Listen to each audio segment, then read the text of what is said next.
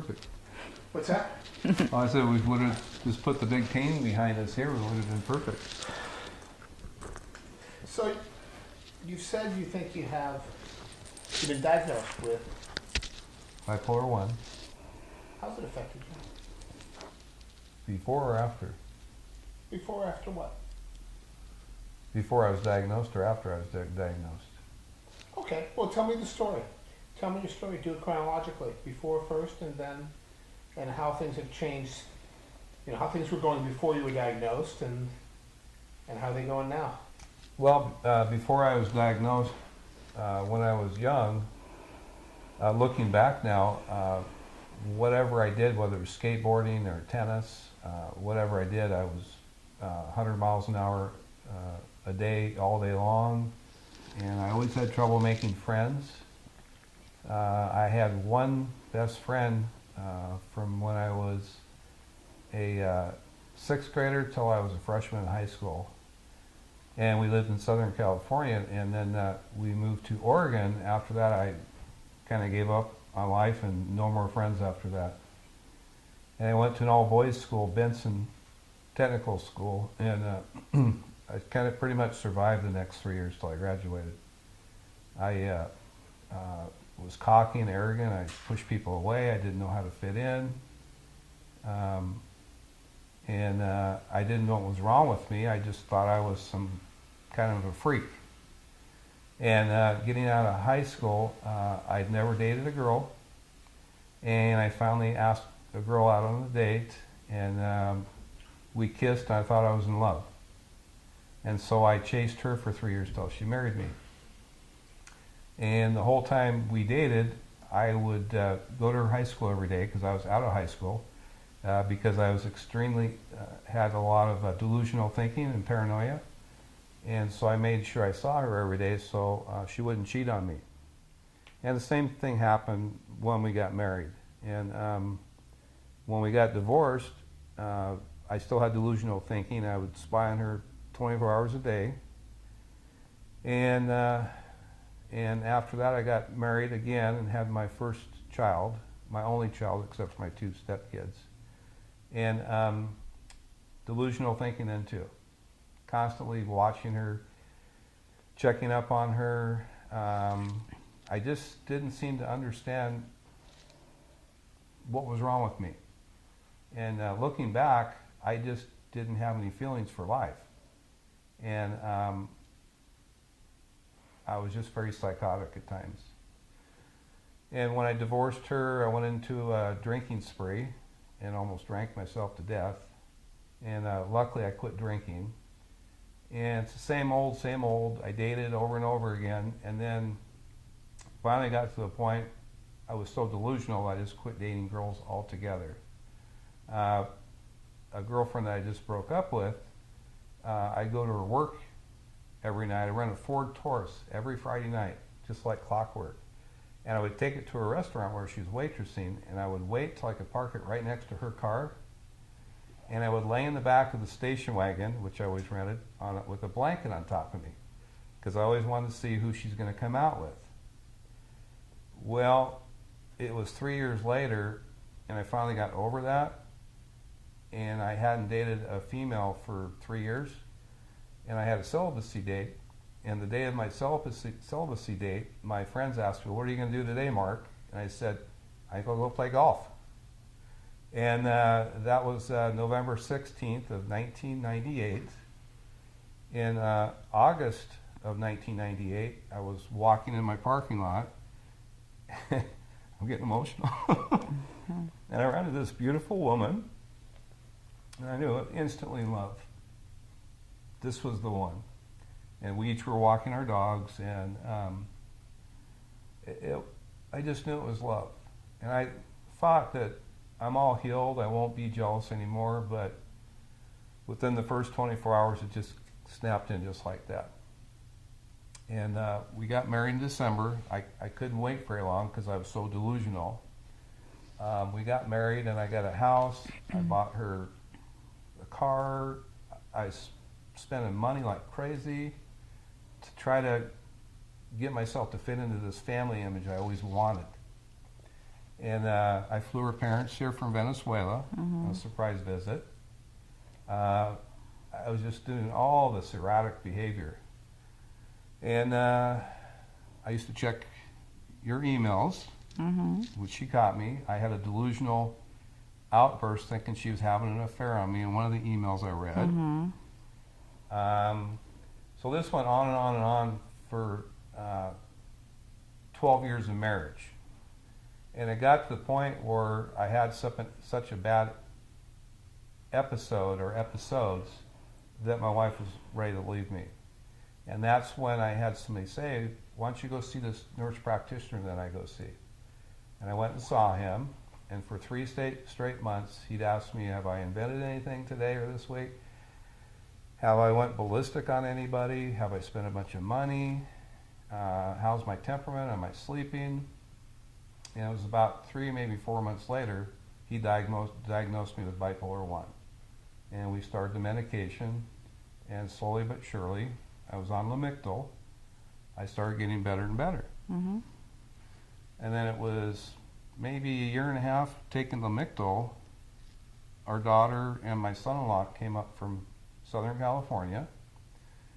He had a pit bull with him, and little did I know it, I did some counseling with my nurse practitioner that when he walked in the house, my manic attack was starting up right there. And the next night, his pit bull almost killed our cockapoodle dog. The tooth was jammed up in the mouth. And I went into a manic episode. I was pacing back and forth. I was yelling at them. My wife was screaming. I basically was just insane. And so they said, we're going to go to Minnesota, which was their next trip to go to his parents' house. And so they packed up and just left. And my wife took Lucas to the vet, emergency vet in the middle of the night. And then finally, an hour after I was done, I was by myself. I was like this. And I knew I need to go get her. I need to go get her. She's going to leave me. She's going to leave me. And so I hit every hospital I could in town for animals. And when I did find you, I remember going into the hospital. I started screaming at you, get out of the house. I don't ever want to see you again. We're done with. We're over. And I walked out, and I was like, I need to fix this. I need to fix this. And that's when I went and talked to my nurse practitioner, and that's when he put me on Depakote. And Depakote has saved my life. When I have something like an extreme thing, my mind goes slow enough that I can say, no, you don't need to react this way, Mark. And since then, I haven't had an episode. Yeah. And that was probably 2 years ago. Yeah. Well, the little one on the wedding, but Yeah. yeah, that was We were in Minnesota for my daughter's wedding to the son-in-law, and I didn't want to go on the trip, but my stepdaughter said, what kind of a dad wouldn't go to his daughter's wedding? And so I went, and the atmosphere was a lot of stress. And I had a little bit of an episode, but it wasn't bad, but it created more damage. But they're coming here in 4 weeks. There's going to be myself, my stepson, my wife, my granddaughter, my stepdaughter, and her husband. And we're all going to stay in this condominium and have a good time for a week.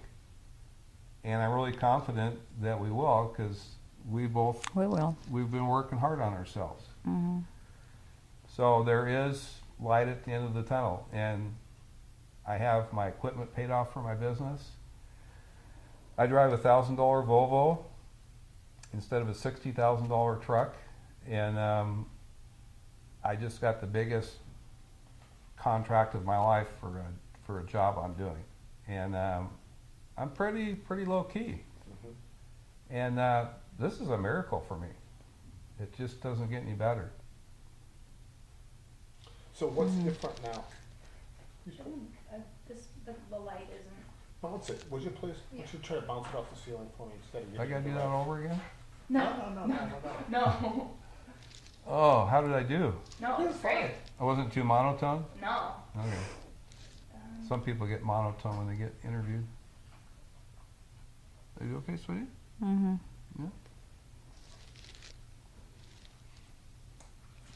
So you're just looking for a little more bump. Yeah. You might want to target it then, D. Hmm? You might want to target it because that didn't give you that much. Well, let me look at the camera. Yes, ma'am. And you pulled focus. Re-pulled. It's a slightly different Okay.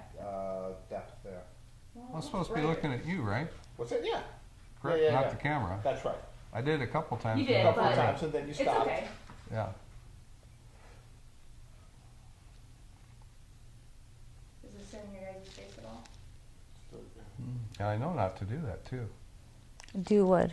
To You ever look at the camera? Good, just a little more pop. Mm-hmm. I agree.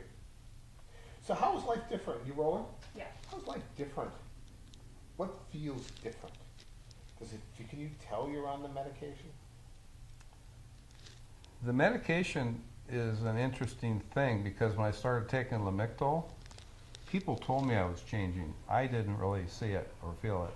Mm-hmm. And but as the years go on, it's been 4 years now. I'm seeing that I'm able to see things I need to change in my life, and now it's just up to me to implement those now. Like I need to exercise, I need to eat right instead of going out and inventing something and making lots of money. There's other ways I'm looking how to make better my life. If I get $10,000, doesn't mean it's time to go on a trip to Hawaii. It's time to put it in the bank or invest it. And for my mind to be able to think like that is miraculous. And do you credit that to the drug? The drug and the loving wife and being more focused on family than anything else in my life, which is the most important thing to me. And my meetings I go to. I've been attending bipolar meetings for 3 years now. And those help out a lot, and I'm able to actually help people there. What kind of stuff have you learned? What things have you learned at the meeting? To see how much people suffer, and I see one thing I've never seen. I used to go to AA meetings, is the empathy and compassion I see is just tremendous. When we see somebody suffering, we can all feel it in the room. And when we're outside the meeting, we're all the same. We're hugged, we kiss.